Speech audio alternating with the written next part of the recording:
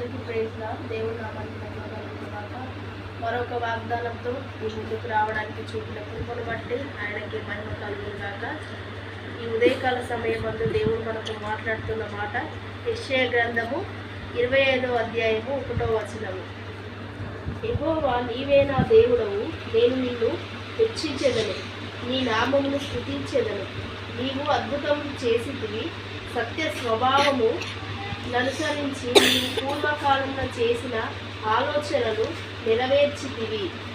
అంటే దేవుడు ఇక్కడ ఏమంటున్నాడంటే పూర్వకాలం చేసిన ఆలోచనలు కూడా దేవుడు నెరవేరుస్తాడంట. అంటే ఆయన మనిషి కాదు మాట ఇచ్చి తట్టుకోవడానికి. మనుషులు ఒకసారి మాట ఇస్తారు, మళ్ళీ అవసరం అయిపోయిన తర్వాత మరలా వారి మాటలు తీసేసుకుంటారు. కానీ ఇక్కడ దేవుడు ఏమంటున్నాడంటే నేను నిన్ను హెచ్చిస్తానంటున్నాడు. నా నామాన్ని నువ్వు స్తుతించెదవు. అంటే దేవుడు అద్భుతములు చేసి సత్య స్వభావంను అనుసరించి పూర్వకాలంలో చెప్పిన ప్రతి ఆలోచనను నెరవేరుస్తానంటున్నాడు. మరి ఈ వాగ్దానాన్ని బట్టి దేవుడికి మహిమ కలుగును గాక. మరి ప్రతి అవసరతలు అత్యంత ఆయన నామమును తీరుస్తున్న దేవుడికి స్తుతులు స్తోత్రాలు చెల్లిస్తూ మరి మనం అందరం ప్రార్థన చేసుకుందాం.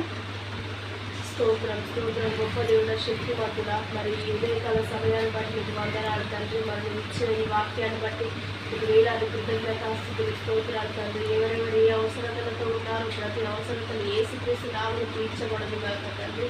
ప్రతి హక్కులనే బంధకాల నుంచి యేసునామమున విడుదల కలుగును గాక. అనారోగ్య కారకాలు అస్వస్థతలు ప్రతిదీ కూడా నువ్వు కొట్టివేయమని అడుగుతున్నాం నాయన. మరి ఎవరైతే మరి ఈరోజు పెళ్లి రోజు మరి పుట్టినరోజు జరుపుకుంటున్నారో వారందరినీ దీవిస్తున్నాం, ఆశీర్వదిస్తున్నాం. మీ కృపలో భద్రపరచుకోండి తండ్రి. మీ నామానికి మహిమ తెచ్చుకున్నాం. ఈ కొద్ది చిన్న ప్రార్థన యేసుక్రీస్తు శక్తి కలిగిన నామం అడిగి వేడుకుంటున్నాం మా పరమ తండ్రి.